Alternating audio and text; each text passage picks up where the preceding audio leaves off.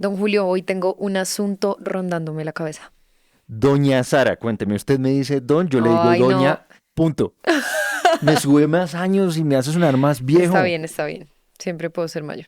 Estoy pensando en la infidelidad femenina. Es un tema que en la literatura ha sido abordado en diferentes novelas famosas como Ana Karenina y también en baladas desgarradoras de Pimpinela. Yo creo que no hay mayor gasolina para la historia de la música que un corazón roto. De Sinatra a Adele y sin por debajear absolutamente ningún género, las mejores canciones y álbumes se han hecho bajo estas condiciones. Tenga en cuenta, por ejemplo, el reggaetón. Ella y yo, clasicazo de Don Omar y Aventura. No, yo siento que también desde la música tropical, o sea, la salsa, el vallenato, por Dios, no sé, señora, Otoser, o sea, cualquier cosa, como que... O sea, la música tropical está llena de una cosa terrible que nosotros hemos celebrado en la pista de baile. Sí, yo le llamo una nostalgia bailable. Bueno, no nos salgamos tanto de lo que quiero hablar de hoy. A ver. Que es que precisamente el desamor también puede tener unas salidas menos trágicas, ¿no? Puede ser la fuente de inspiración para crear, por ejemplo, no desde la alegría, pero sí desde otra arista, ¿no? Desde el humor, para burlarse, por ejemplo, de una desventura provocada por una infidelidad, por los cachos. Ejemplo perfecto, El Santo Cachón, el himno de despecho por excelencia. Esa canción que se pegó a la radio como una sanguijuela y que causó revuelo entre los sectores más conservadores de la sociedad colombiana.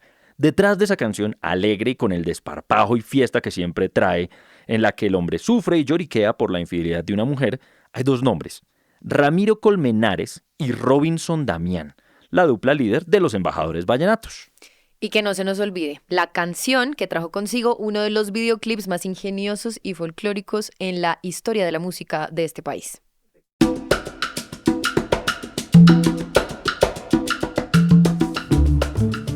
Bienvenidos y bienvenidas a Las Canciones Cuentan, un podcast producido por Sony Music y La No Ficción en el que vamos tras las historias de las canciones que hacen parte de la banda sonora de nuestra vida. Mi nombre es Julio César Escobar.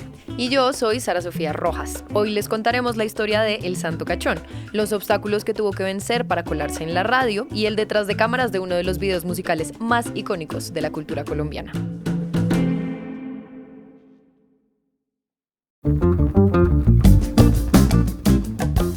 Ramiro Colmenares tenía 10 años cuando tomó por primera vez un acordeón. Su padre, santandereano, era chofer de bus y se encargaba de transportar a los empleados de una empresa en la costa Caribe.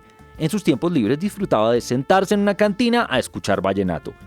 Por eso, no puso queja cuando en una ocasión le pagaron una deuda con un acordeón. Básico para principiantes, pero un acordeón. Un instrumento que soñaba poder tocar, pero que debido a sus largas jornadas de trabajo nunca encontró el tiempo. Sin embargo, su hijo Ramiro, entonces un niño, sintió curiosidad por el aparatejo y poco a poco empezó a sacarle nota. Al percatarse de su talento, su padre, orgulloso, le consiguió un profesor. Le enseñó el himno nacional, una estrofa, y cuando lo llevaron a las 2 semanas ya Ramiro tocaba todo el himno, todo el himno nacional. Ramiro, que murió en el 2020, tenía un talento innato para el acordeón. Nidia Carvajal, la esposa de Ramiro, cuenta que desde el episodio del himno nacional vivía pegado al instrumento. Para él su vida era el acordeón.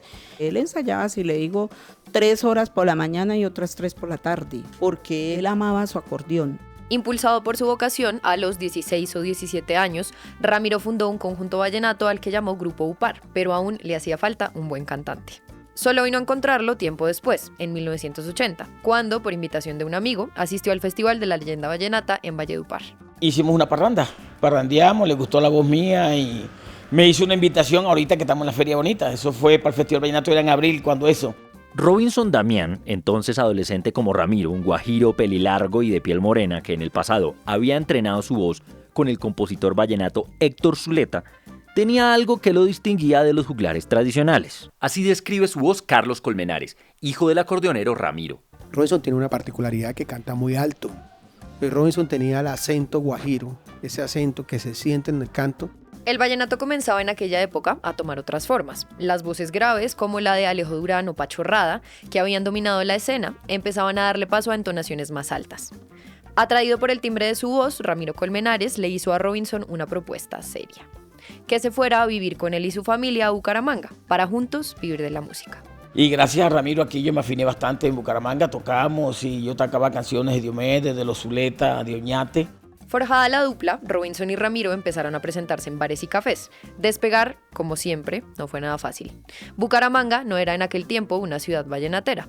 Al grupo UPAR a menudo lo pasaban de últimas en las fiestas. Aquí de nuevo, Nidia. Uno iba a un baile y un vallenato y todo el mundo, se escuchaba de todo el mundo y se salía. Aún así, la dupla siguió insistiendo con su música y buscando alternativas para hacerse conocidos. En 1982 grabaron rudimentariamente unas canciones y enviaron los cassettes al buzón de Discos Fuentes, una de las disqueras más famosas de la música colombiana que tenía en su catálogo artistas como Joe Arroyo, Pastor López y Pacho Galán. Si a los productores de esa casa les gustaban sus tracks, tendrían un verdadero chance en la música. Y efectivamente, no pasó mucho tiempo para que los de Fuentes citaran a Ramiro y a Robinson en su sede en Medellín. Les dijeron que tenían planes de ampliar su portafolio en el género vallenato y querían ficharlos. Pero antes de iniciar cualquier producción, les exigieron cambiarle el nombre al grupo, adoptar uno que le hiciera honor a sus diferencias culturales. Porque Robinson es de la costa colombiana, Ramiro es de Bucaramanga, la comida es diferente y las costumbres son diferentes y entonces quedamos embajadores vallenatos. Durante los años en Discos Fuentes, los embajadores compusieron temas que alcanzaron algo de fama como La Juntera y Amiga Mía. Pero los años fueron pasando y para 1994 las ventas venían en picada. El contrato con la disquera estaba próximo a finalizarse, pero tras ir del timbo al tambo, Ramiro y Robinson lograron negociar un nuevo acuerdo por unos pocos años. Con el próximo disco se jugaban su futuro en la disquera. Para su suerte o desgracia, la inminente finalización del contrato coincidió justo, en el caso de Robinson, con una ruptura amorosa. Mejor dicho, estaba entusado. Exacto.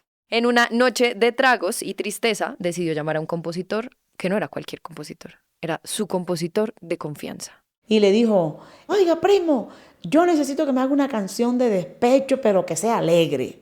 Indira de la Cruz es música vallenata y viuda del famoso compositor folclórico Romualdo Brito, fallecido en un accidente automovilístico en 2020. Entonces Romualdo le dijo, oiga, pero es que despecho, alegre, el despecho siempre es como romántico, le decía él. Yo no sé cómo vas a hacer, pero tú me haces una canción que sea de cacho, que le hayan dado duro por la cabeza al man, pero alegre. Romualdo tenía un talento excepcional para componer. Canciones icónicas de Diomedes Díaz como Yo soy el indio y Parranda, Ron y Mujer llevan su firma. Romualdo navegaba, además, con destreza por varios géneros musicales y sacaba entre, atención, 5 y 7 canciones al día. Si había alguien que podía dar forma a una canción de despecho alegrona, sin duda era Romualdo.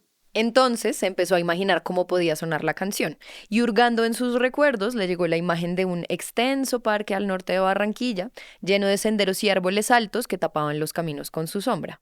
Se llama El Sagrado Corazón, entonces lo cogieron como de motel. Entonces el Santo Cachón era el Sagrado Corazón que estaba arriba y lo cogieron de moteles en la noche porque estaba sin luz. Y ahí como que se veían las parejas que estaban como con una relación en la clandestinidad, ¿no? Total, que tenía la fama. La historia, colombiana a más no poder, inspiró el coro de la canción.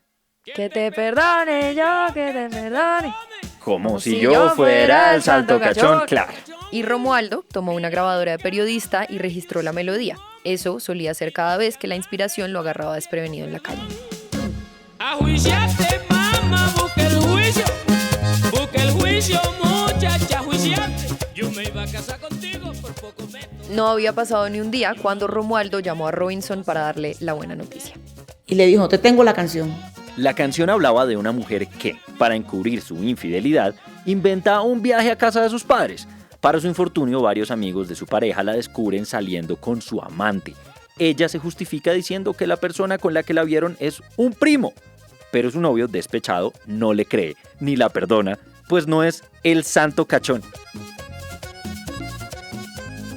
Pero ¿sabía, querido Julio, que así no se llamaba la canción originalmente? Romualdo se la vendió a los embajadores con el nombre de Ajuiciate, mamá. Ajuiciate, mamá, Claro. busca juicio. Busca el juicio, muchacha, juiciate. Bueno, ¿y entonces qué pasó? ¿Para qué lo cambiaron? Bueno, pues porque un buen día, cuando los embajadores viajaron en avión hacia un evento musical, se pusieron a parrandear y a tocarla en pleno vuelo. Y la gente se le quedó el Santo Cachón y que te perdone, yo nada más.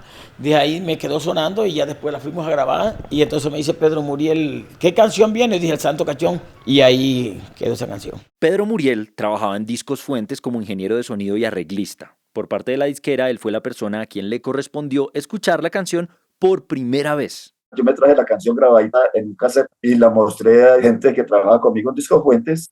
Me dijeron, compadre, no, aquí no nos ponen la canción, nos la censuran ahí mismo. Era principios de los 90 y en Colombia ese tipo de letras levantaban ampolla. Las emisoras, sobre todo las de Medellín, donde quedaba la sede de Discos Fuentes, solían censurar las canciones que fueran en contra de lo que consideraban buenas costumbres. Y la historia de una mujer adúltera narrada sin disfraces ni sutilezas no sería la excepción. No fue uno, ni fueron dos, fueron tres. Los amigos que te vieron con él moliendo caña. Moliendo caña, dícese chupar piña, rumbearse, etcétera, besarse, etcétera. ¿Sí o qué? sí. Aún así, Pedro pensó que podían llegar a un acuerdo con las emisoras para ponerla a sonar solo en horarios nocturnos, pero incluso a él le incomodaba que lo asociaran con la canción. Cuando los embajadores le propusieron nombrarlo en las habituales dedicatorias vallenatas, pidió que lo dejaran sin créditos. Sí, porque pues en ese tiempo era muy fuerte. Yo dije, no, yo no me arreglo, aunque yo sabía que la canción era súper buena. Pero bueno, dejando de lado los prejuicios, Pedro Muriel se convenció de que había que apostarle a esa canción y cuadró toda la logística para grabarla. La orquesta de los embajadores llegó muy bien preparada a los estudios de Discos Fuentes. Eran alrededor de 11 personas. En esa época la grabación era muy rudimentaria. Había que grabar en directo. Al menos en lo que era la pista, se grababa todo el mundo, músicos, todo ahí. A mí, por más que digan rudimentaria, ese formato de grabación de toda la orquesta haciendo funcionar una canción al unísono me parece único. Y ojo, así lograron sacar la grabación en 3 o 4 días, lo cual es todo un récord. A la mezcla original, que incluía, como de costumbre, el acordeón, la caja, la guacharaca, conga y timbal, le añadieron un sonido revolucionario para el vallenato de la época.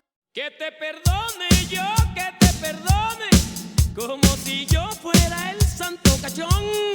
Mira mi cara, ve, yo soy un hombre y no hay que andar repartiendo perdón. Y al Santo Cachón sí le metí la batería completa, pero en esta parte nomás, en la parte del coro, y quedó súper buena. Entonces, atención, Pedro Muriel fue el genio que en un momento en medio de este vallenato de despecho dijo, ¿sabe qué? Esta canción lo que necesita, justo en la mitad, es una batería electrónica. Me parece un arreglo absolutamente fantástico. Yo tengo una amiga que le gusta mucho la electrónica y siempre le he dicho que este es el primer techno hecho en Colombia, que es el primer break electrónico, pum, pa, pum, pa. Volviendo entonces a nuestra historia, yo siento que cuando uno le para más bolas al tema, se da cuenta que la batería no es lo único que sonoramente llama la atención, ¿no? Y es que resulta que Pedro y Ramiro le pidieron a Robinson que exagerara su voz, que la hiciera sonar como si estuviera un tanto borracho o entonado y quejándose de forma jocosa, algo que a él claramente no le quedaba nada difícil. Te pillaron, te caíste, sirentón. Te perdono, tendría que aguantar callado si tú lo vuelves a hacer. Yo tengo cosas que a veces sí, entonces voy jugando con las canciones y las cojo de recocha. Y el acordeón a su vez le respondía a la voz de Robinson de forma veloz, arrebatadamente. Me dijeron que te vieron, te pillaron. Era un tipo de vallenato distinto al que se había escuchado por tanto tiempo, que solía tener una cadencia más reposada. Carlos Colmenares, hijo de Ramiro y también acordeonero, nos lo explica así. Hay picardía en el acordeón. Será por haber hecho plano. Ta, ta, ta, ta, ta, ta, ta, ta, ta, ta, ta. Si no lo hizo, titu, titu, tu, tu, titu.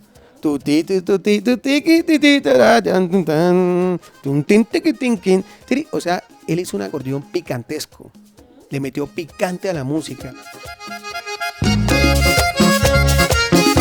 Bueno, a bailar, que llegó la ola con los embajadores. Sin saberlo, los embajadores estaban creando una de las canciones pioneras de la nueva ola del vallenato, caracterizada por el uso de nuevos instrumentos, ritmos acelerados y temas menos tradicionales. En el Santo Cachón se escuchaban, por ejemplo, y como bien lo escuchó y sintió Julio en el pasado, novedosos sonidos electrónicos. Pero sí me impactó mucho cuando ya la oí terminada en la mezcla. Si uno dice, no, esto tiene que ser un éxito, decía yo. Definitivamente esto es un éxito. Con la grabación lista, Los de Discos Fuentes hicieron una presentación preliminar de los nuevos álbumes a las emisoras, una práctica regular en la industria. Eran los tiempos en que los disc jockeys cataban las canciones y seleccionaban los temas con más potencial para treparse en las listas de éxitos. En Medellín, como era de esperarse, las emisoras ningunearon el Santo Cachón para evitar críticas. En cambio, centraron la promoción en Borrachera Donde Quiera, otra canción del álbum que fue a la que en un principio los músicos y productores le metieron el mayor empeño en publicidad. Pero el Santo Cachón se escabulló por otros rincones. A emisoras más liberales como Olímpica o Tropicana poco les importó la letra polémica. Hasta que me llamaron de Bucaramanga.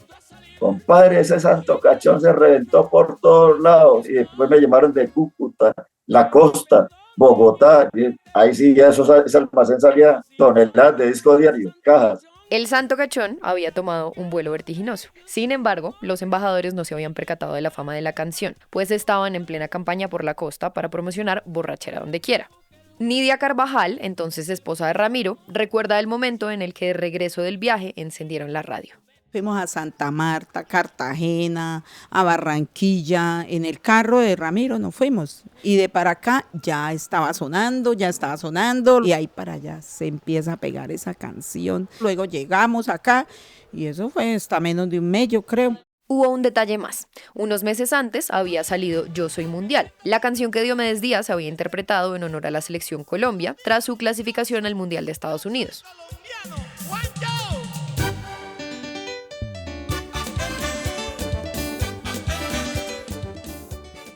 Sin embargo, luego de la eliminación del equipo en la fase de grupos y el posterior asesinato de Andrés Escobar, esa canción alegre se desinfló.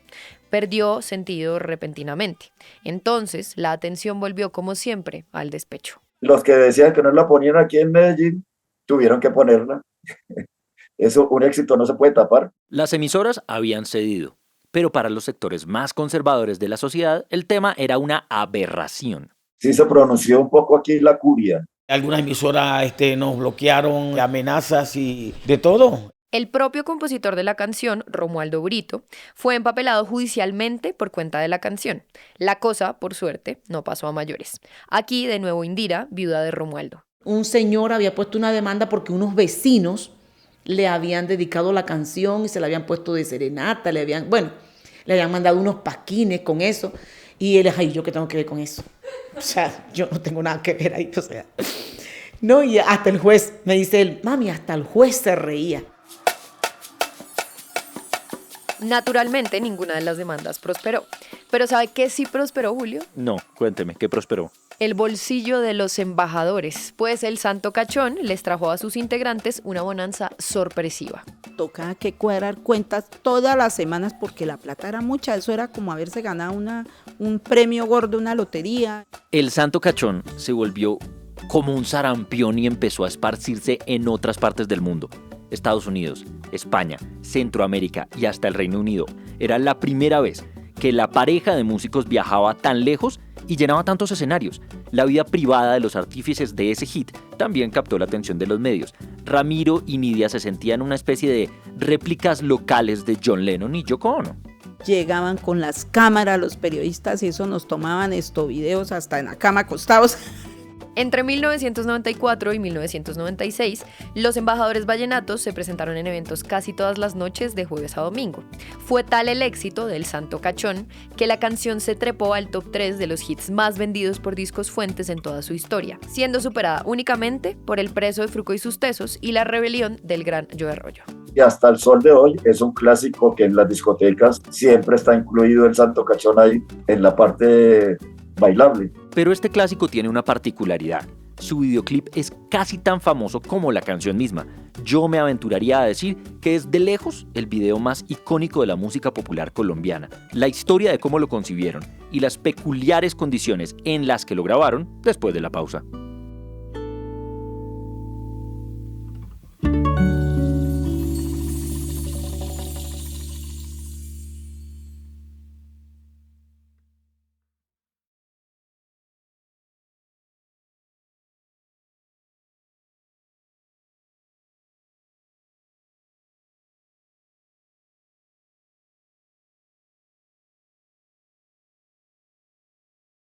Sara, ¿Usted recuerda el momento en el que vio el video del Santo Cachón? Por supuesto que me acuerdo de la primera vez que escuché el Santo Cachón. Fue precisamente porque en la Universidad de la Calle y de la Vida, donde uno aprende idiosincrasia colombiana, como que muchas personas me empezaron a hablar del video en distintos momentos y yo así negada, no lo voy a ver.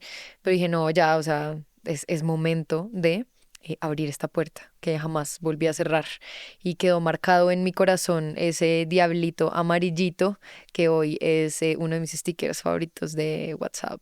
Imagínese que a los pelados de artes visuales se los ponían a estudiar como parte del currículo académico. ¿Cómo así? Necesito que me baraje ese trompo en la uña porque no estoy entendiendo nada. Sí, nada más escuche a Sneider Solano, productor audiovisual de televisión y estudiante de la carrera en el 2019, a quien en una clase lo pusieron a ver videoclips de los 90. En su momento MTV estaba sacándola del estadio y sale el profesor, ahora vamos a ver un videoclip que está a este mismo nivel con una producción un poco más baja y salió el Santo Cachón. El profesor estaba en aquel momento impartiendo lecciones a sus alumnos sobre el lenguaje audiovisual, metodología y utilización de los recursos. Como ejemplo, usó el video del Santo Cachón. Para los estudiantes era una sorpresa que lo compararan con las producciones gringas de alta factura como Eminem o Metallica y todo eso. Y a nosotros nos pusieron a analizar y eso y nosotros quedamos como que boquiabiertos, como que, ¿en serio, profe? Y él, sí.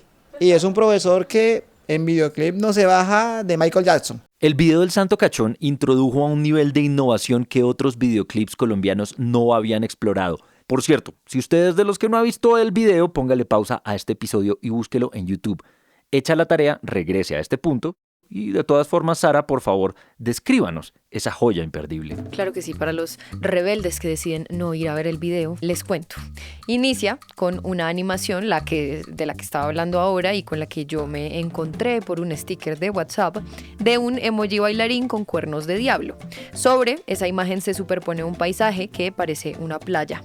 El agua, que es en realidad el brazo de un riachuelo, es de color verdoso y el lugar está rodeado de palmeras y arena.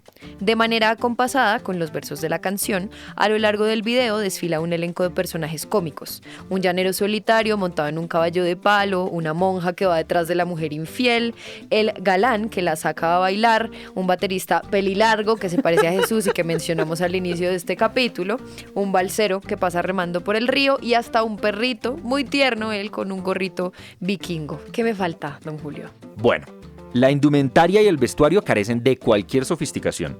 Más parecen elementos sacados del ropero de una comparsa de pueblo. Mientras los actores van y vienen por todo el lugar, el mobiliario se va renovando. Acomodan mesas, pasan carteles con mensajes sarcásticos y un grupo de muchachos carga torpemente una cama por la arena.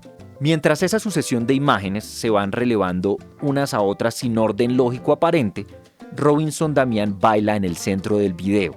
Él lleva puesto una camisa verde y bermudas blancas que le llegan hasta la rodilla, y en ocasiones Ramiro, vestido con camiseta hawaiana, se acerca a la cámara hasta casi chocar con ella y agita un acordeón de lado a lado como con picardía.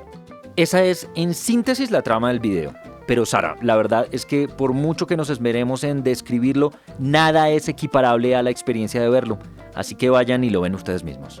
Lo llamativo, Julio, es que lo que parece un caos desenfrenado en esos 4 minutos y medio de video solo fue posible gracias a 2 habilidades técnicas de alta precisión. Primero, el video transcurre en una sola toma.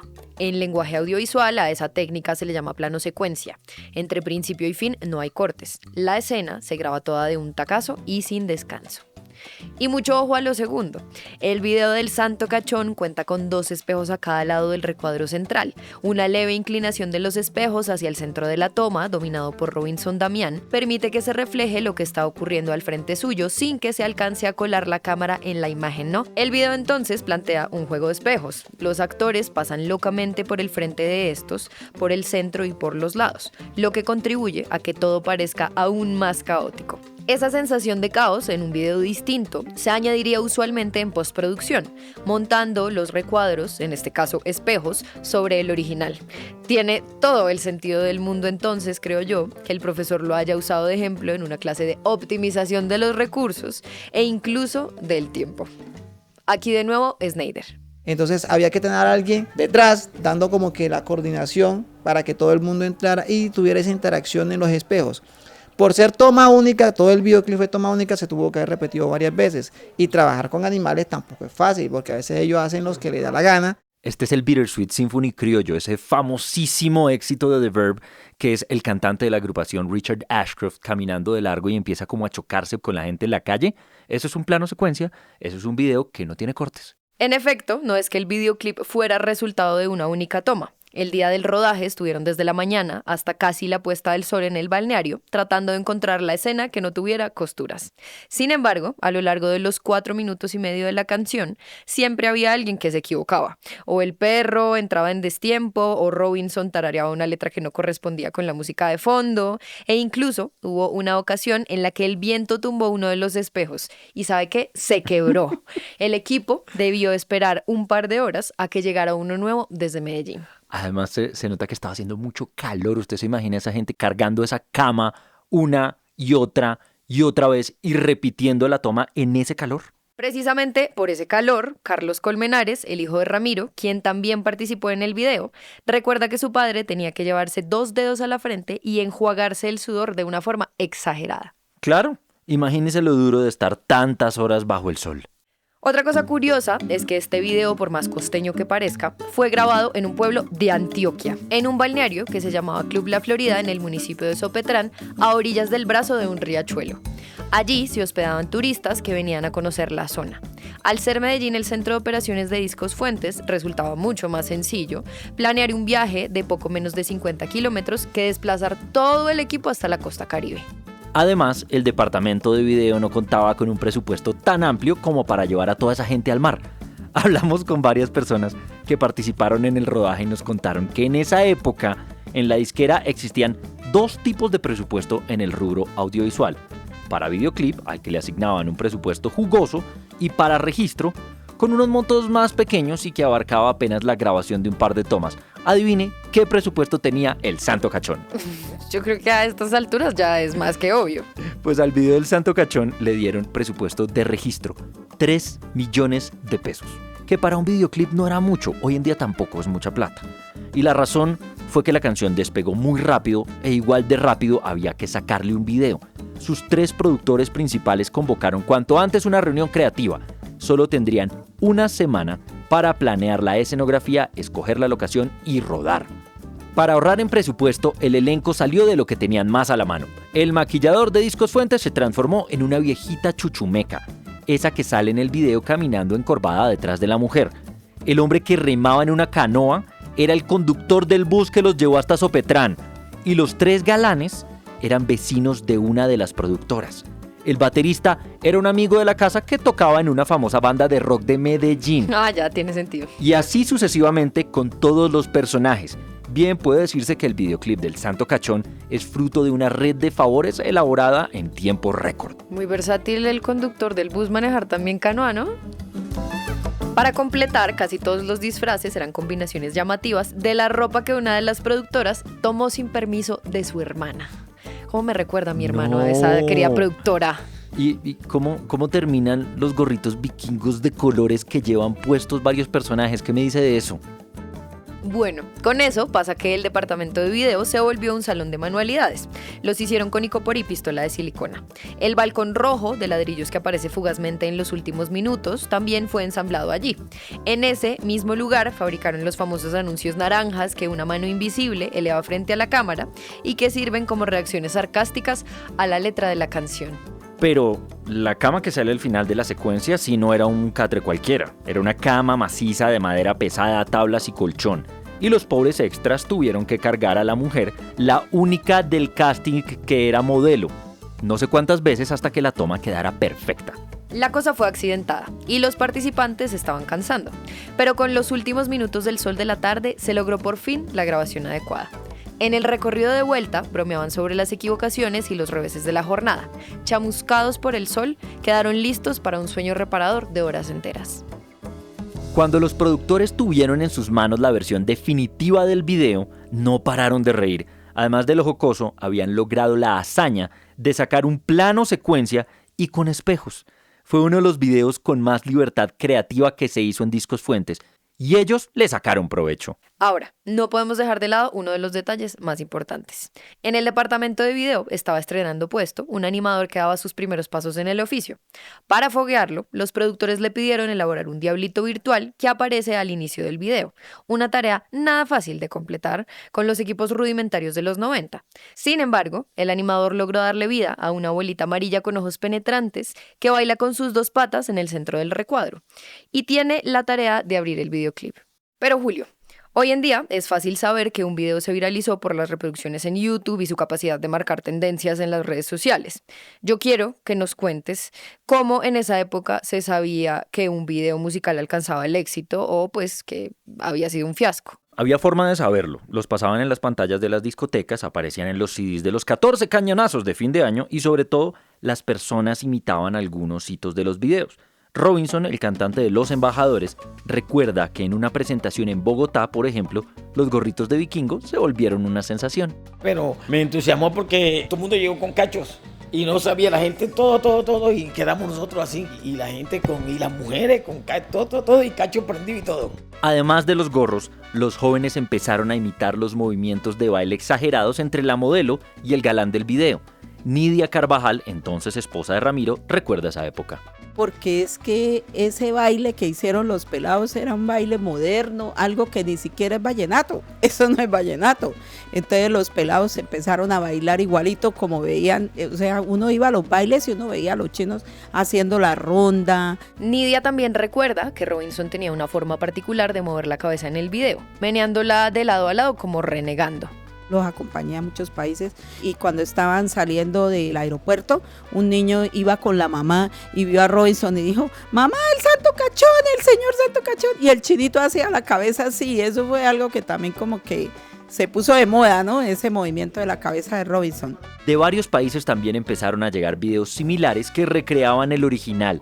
Aún hoy se siguen sumando visitas en YouTube, donde tiene cerca de 34 millones de reproducciones. El Santo Cachón no envejece, suena en la radio como si fuera una novedad decembrina y remueve el corazón de los despechados en las parrandas. También acompañó a Ramiro hasta el final de su carrera musical. Y a Romualdo Brito, que se lamenta porque según él, la canción más fea que había compuesto era también la más famosa. Incluso a otros artistas también los perseguía la canción. En una ocasión en que Grupo Nietzsche tuvo una conversación con Robinson, le comentaron que habíamos ido a Estados Unidos y dijeron, no, ma, nosotros venimos de allá, la única discoteca, el único disco que ponen es el Santo Cachón. No ponen otro vallenato, tanto en China donde estuvimos, es el Santo Cachón el que pone la discoteca. Entonces para nosotros fue algo fenomenal. Luego de la partida de Ramiro, que murió en septiembre del 2022 por un ataque al corazón, Robinson siguió y aún sigue interpretando con otra orquesta las canciones que por más de 40 años cantó al lado de su viejo amigo. El Santo Cachón sigue siendo el tema insignia de Los Embajadores. Su coro contagioso aún le permite irse de gira por todo el mundo. Un pelado de 5 o 4 años te está cantando el Santo Cachón ahora y lo canta y uno va donde está cantando, ve gente, uno cree, ya yo estoy en mis años y veo pura gente joven, la juventud todavía. En 2018, Robinson recreó el tema con el cantante Silvestre Dangond, quien lo llamó para decirle que escuchaba la canción en todas las discotecas de Miami y que había que regrabarla en un formato más moderno, preservando, sin embargo, el plano secuencia que se había usado en los 90. Y la grabación del video fue muy curiosa porque fueron 3 tomas. Nunca se podía parar. Y la toma que quedó fue la que mejor quedó. Inclusive dicen que una canción tan buena como fue el Santo Cachón no sale sino cada 10 años. Y de hecho, ellos de pronto por eso ahí como que quedaron porque no hubo otra canción que fuera igual a esa, ¿no? Aunque a pesar de con esa, todavía tengo unas familiares en España y allá suena todavía como si estuviera de moda apenas. Eso parece, que el Santo Cachón siempre está de moda.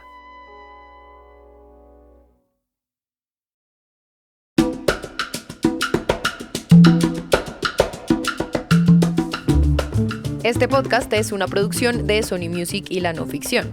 La investigación, la escritura del guión y las entrevistas son de Natalia Chavarro. La edición del guión es de Juan Serrano. El diseño de sonido es de Valentina Fonseca. La carátula es de Isabela Sotovallejo y el trabajo de redes es de Shaken Moreno. Isabela Sotovallejo, Gabriela Rivera y el equipo de Art Services de Sony Music.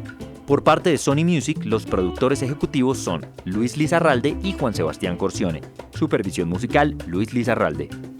Agradecimientos especiales a José Miguel Gómez de Discos Fuentes por su ayuda con la reportería y las pistas musicales. Yo soy Sara Sofía Rojas. Y yo, Julio César Escobar. A todos y todas, muchas gracias por escuchar.